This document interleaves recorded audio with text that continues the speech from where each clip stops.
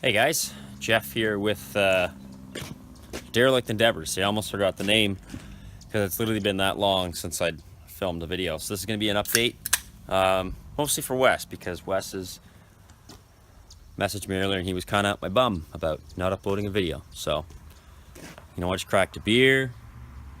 If I can't even see what time it is. Anyways, so I've been fucking busy. Literally haven't done any video taping at all. The rat rod's gone. I pushed it around the backyard, put it in the shed. I didn't have time to work on it. That little dirt bike I had, I fixed it, rode it for maybe a couple hours, blew the fucking motor up. So that's in the shed as well. I just don't have the time or the money to fix that stuff right now because I've been working on the S10. I'm on a time crunch to fix this. Today is, I think, June 27th. And a guy at work bet me 20 bucks that I couldn't drive this to work by August.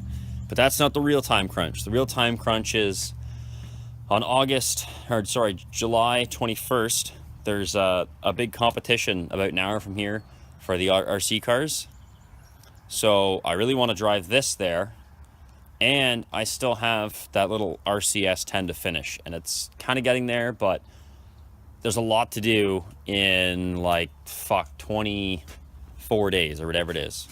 So give me a second here and I'll show you what I've been up to. So I'll try and go in order of kind of how things happened.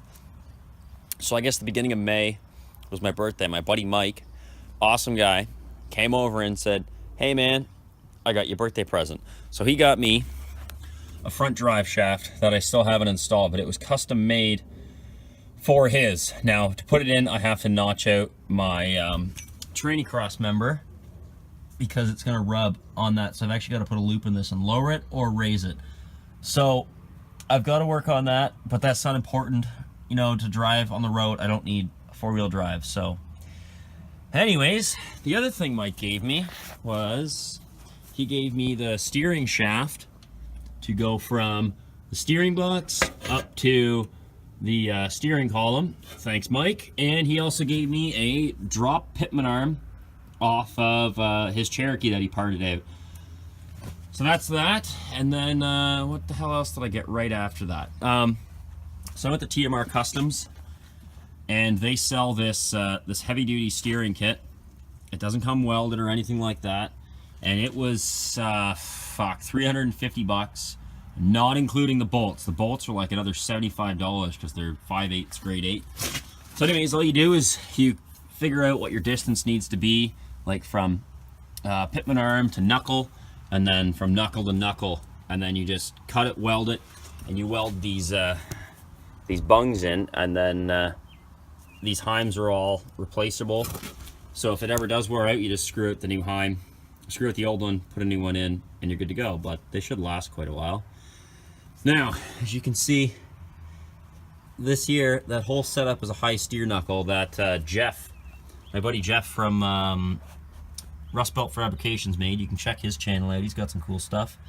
It's kind of hard to see because I've got the wheel on now, but the stock knuckle would look like this. So instead of having my steering arm from the pitman arm come like this, because this leaf spring is in the way, he built this knuckle that raises it up to about here, and it pretty well, you can kind of see how what kind of a line that's on.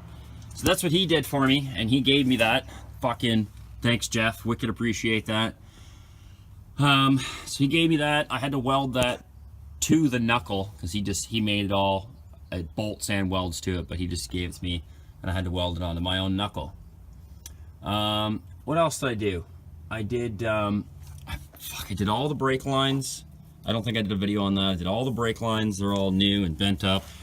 All new flex lines, or flex hoses. New calipers, new pads, new rotors. I already had all that stuff. The wheel bearings are new, ball joints are new. Brakes in the back are new, including the drums. So all of that stuff, including the wheel bearings in the front, and without the ball joints, like 700 bucks.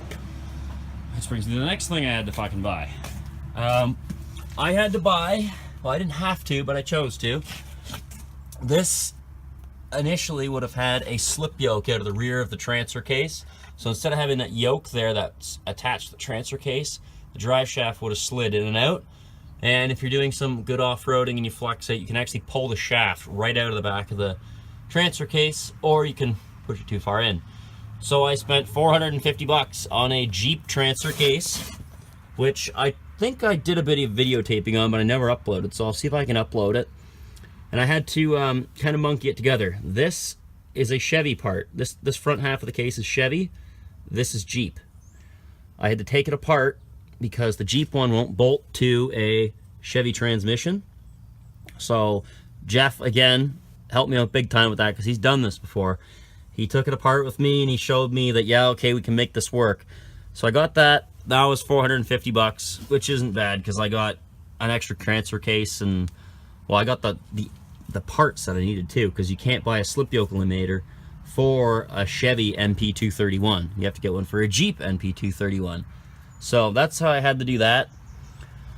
And today, which is June 27th, I think I said, I went and picked up my custom drive shaft. This thing cost me $750 to have made.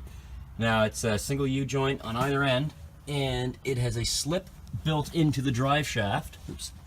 Right here, and it has that because there is no longer a slip yoke on the end. So now the drive shaft has a slip in it. So that's good. That was 750 bucks. I guess it's well spent. The guy knows what he's doing. It's all balanced and all new U-joints and stuff like that. So it's just one less thing to have to worry about down the line. Again, new brake lines back here. See if I can show you.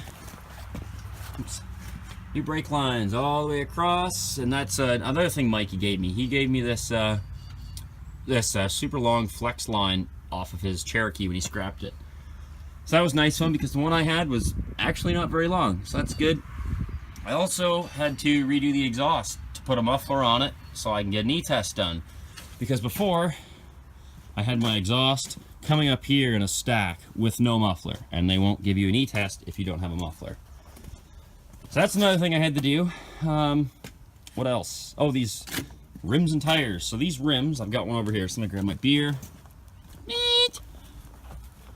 So these rims I bought off a guy, in Port Perry, I think last week or last weekend. Sorry, I was having a swizzle. So these are 15 by 8 rims for a Jeep. They're a 5 on 4.5 bolt pattern, which is the Cherokee bolt pattern. And it is a 3 3/4 inch back spacing, which I had to run with a 1.5 inch wheel spacer in the front to clear that high steer knuckle that Jeff made. I'll show you again how close it is. So I got those. Those are 300 bucks. I know what you're thinking. How the fuck much money are you putting into this thing? The answer is a lot. Fuck me, right? So anyways, then I got these tires. Now these tires, they're pretty much like fucking new. I don't know how much, you can see how much tread's in there, but you can lose a finger in there. So I got these. I only got 2 of them. Now this one's been grooved like crazy, but whatever, I don't give a fuck. They're pretty much new. 100 bucks for 2 33 inch tires, 12.5 inch wide for a 15 inch rim. Now while I'm up here, I'll show you again. If you can see just how close that is, right? So that's why I had to run such a high offset rim with that wheel spacer back there. And I've also still got to come in, you can see that orange line. I've got to come in and just trim that in case I'm off-roading. If I ever impact something really hard on the front of the tire and it balloons out, I do not want it to puncture and then be fucked on the trail. The other thing you can see is every time I torque a bolt, I've got like one of those paint markers, and I just go along and do a line like that because I'll be fucking honest, I have a really shit memory, and I always forget what's tight, what's not, especially when I've been working on this thing for 10 months now. Like, you forget what's tight and what's not. So everything that I touch now with the torque wrench, I mark it so I know that I'm good and I don't have to touch it again. Now, what else do I have left to do? Really all I need now is I've got to put the brakes on that front driver's side. I didn't have them today. I had to go up and pick up the last caliper because I let my brother take one of my calipers because one broke for his Jeep. So I got that. I'll probably put that on the weekend. And I've got to... Oh, I didn't do the brake line that goes from, like, right behind here. From the brake booster, that goes down from there to this T. I didn't do that because, well, these lines haven't been hooked up for 2 months now, so they would just pissed out. So I've got to do that as well. So let's recap. I got to do the brake line. I've got to do the brakes on this tire, and I need 2 more 33-inch tires for the back. That's what I need, folks. It is that close. Now, once I get that, I will put insurance on it, and I'll drive it to work or whatever. Mind you, the sticker is expired by 3 or 4 months, but I've got to drive it to get an e-test. Like, I have to drive it to the place to e-test it to go and get a sticker. So that's pretty much what I'm at. Oh, and I need a windshield, but you don't need a windshield. That's fine. It's not on my side. I don't need it to see. So yeah, that's that. And like, aside from odd things, like I've got to top up all the fluids. I know when I did the oil change on the motor, I fucking dropped the jug and I lost about 1 liter, so I got to put 1 liter in the motor. The tranny leaked out when it's just been sitting like that, so I got to do those 2. Need power steering fluid, coolant. Check the oil or the gear oil in both diffs, because I'm sure they're fucking leaking, like everything I fucking own. And other than that, light bulbs here and there. I know these things are probably fucked. These things burn through bulbs like crazy. Don't ever buy those things from Princess Auto, even though they're tempting for 25 bucks. Now, the other thing, I was working one day. My buddy goes, "Hey man, look at this fucking piece of metal I found in the dumpster." I was like, "Oh fuck, yeah, let's check her out." And he fucking finds this great big piece of like 4-inch by 4-inch square tubing. So I was like, "Oh fuck yeah, let's take that." So we brought it home in the trunk of his car, and I notched it there to fold it back to kind of match the bend, like the point in the bumper. And then I notched it this way so it would come up and follow that line there. So I've got that, and to be completely honest, I ain't putting it on right away, because guess what? This looks way cooler the way it is. So eventually I'll put it on, but I think what I'll do is I'll probably, instead of having it come all the way out to here like it is now, I'll probably cut it like this so you can see the whole fucking tire sticking out.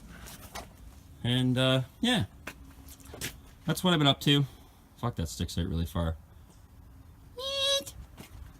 Yeah. And yeah, like I said, that's literally all I've been doing for the last month or so. Every time I have like free time and obviously money to shell out, because this thing's been up. Oh no, I spilled my beer. Sad. Yeah, every time I have money to shell out, I've been putting it towards this, and yeah, and it's kind of hard balancing between this and keeping my girlfriend happy. So yeah, oh well. Anyways, that's it for now. If I do some stuff this weekend or whatever, I'll probably get Landon to try and help me. That'd be nice. And maybe I'll get her to film while I'm trying to explain some stuff. But yeah, thanks for watching, guys. Okay, so now we're inside, and this is the chalkboard I've been keeping track of everything on. So this is from day one. Day one, axles, $250. Metal, that was the steel for the cross member, to plate the frame, that sort of stuff. $150, and then I had to buy more. $60. Leaf springs, $170 from a junkyard, and I've been keeping track of everything. All the welding wire and grinding discs, all of that. TMR bushings, perches, lug nuts. I don't know why that's there, because I didn't get lug nuts then. Paint brushes and drill bits, bolts, shackles from TMR, U-bolts, Napa for exhaust parts, ATL brakes and bearings, $702. Transfer case. Oh, and I didn't mention that in the first video. That transfer case that I got for the Jeep, it came with a brand new slip yoke eliminator, which is why it cost $450. A steering kit from TMR, like I said, $350. I also didn't mention that the axle shafts in the front axle, I took to a shop to have them press in the new U joints, and that cost me $220. I was a little bit sticker shocked. The 233s were $100. The rims, $300, and then the drive shaft was $750. Now, all that is there is a grand total of $4,216. And I'm just looking at this now, and I forgot to add in $135 for ball joints times 2. So that's another almost, say, we'll see $250. So that is actually almost $4,500. You got to pay to play though.